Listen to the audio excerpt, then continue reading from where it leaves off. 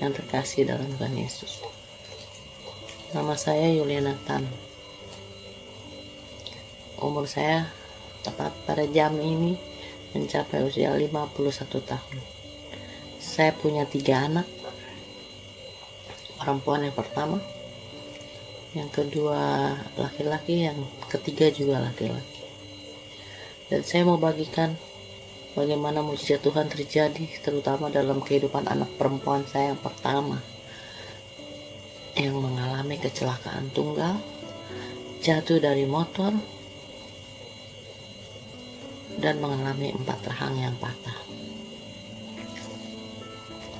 Pada waktu kecelakaan itu terjadi, dokter menyatakan waktu mau menandatangani surat operasi, persetujuan operasi, dokter menyatakan bahwa mereka cuma punya kesempatan 70%, dan 30% itu adalah bisa jadi cacat permanen, bahkan kematian.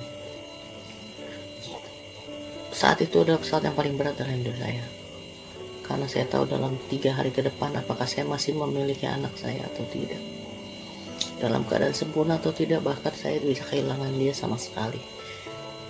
Kemudian ketika saat hari operasi dimulai,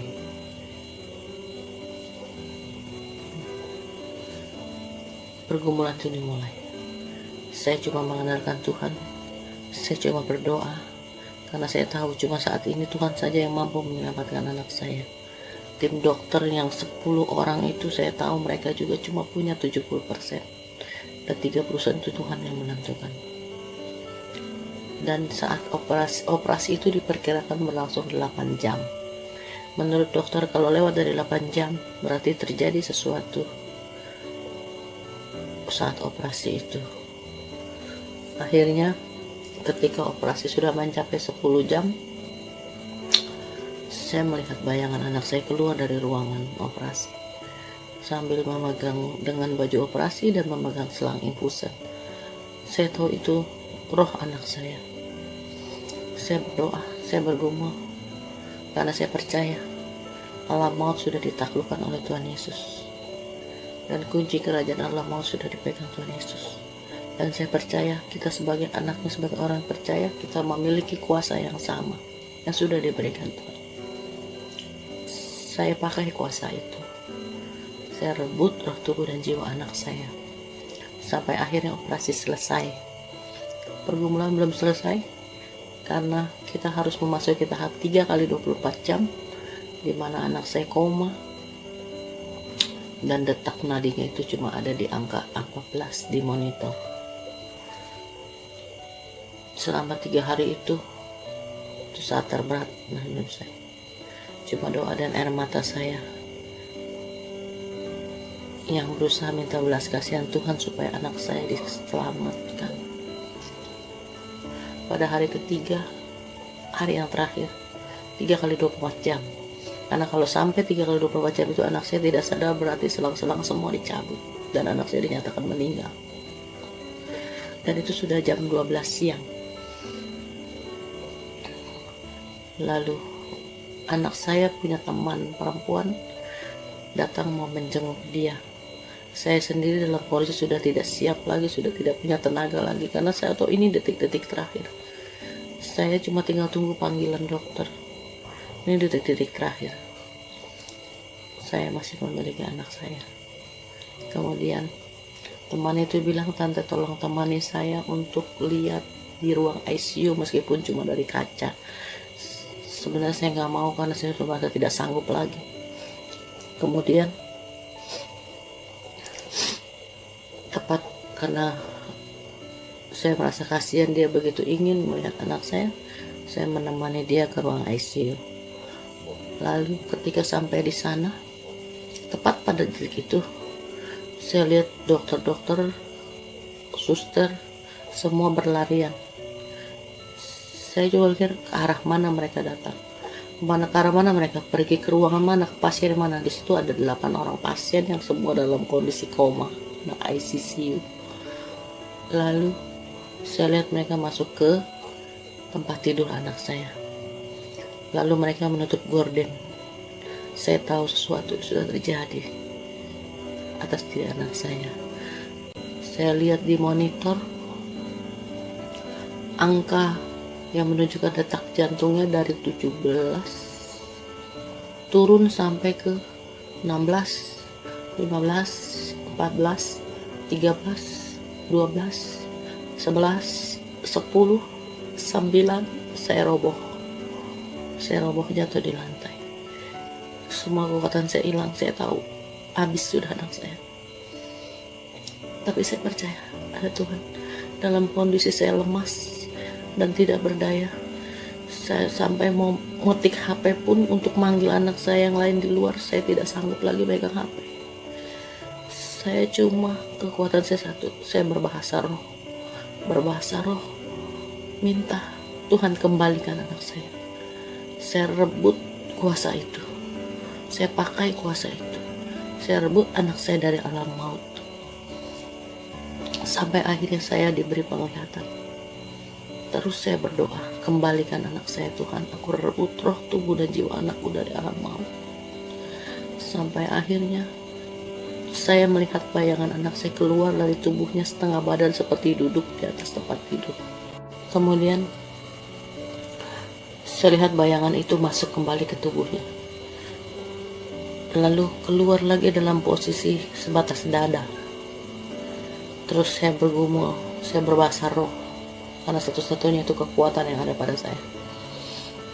Kemudian bayangan setengah dada itu kembali lagi ke tubuhnya. Lalu kemudian bayangan itu keluar lagi, berusaha cuma sebatas muka, atas kepala, seperti keluar dari dia punya kepala yang ada di atas tempat tidur. Kemudian saya terus berdoa, saya panggil nama Yesus. Tuhan, tolong kembalikan anak saya. Demi nama Yesus, dalam nama Yesus, aku rebut roh, tubuh, dan jiwa anak kembali keluar dari alam maut, kembali kepada tubuhnya dalam keadaan sempurna. Dalam nama Yesus, aku cuma berbahasa roh, dan berbahasa roh. Tiba-tiba seberkas cahaya ungu jatuh di wajah anak saya, dan kemudian bayangan itu masuk, dan cahaya ungu seperti memeteraikan tubuh anak saya, dan bayangan tidak pernah keluar. Saat itu saya berteriak amin, karena saya percaya Tuhan sudah memeteraikan anak saya dan sudah mengembalikan anak saya. Terima kasih Tuhan, aku sudah menang. Anakku sudah kembali dengan iman yang sebesar gunung. Kemudian tidak lama saya tidak sanggup berdiri, saya tidak sanggup melihat keadaan yang ada tuh. Lalu saya colek anak perempuan yang ada berdiri di jendela.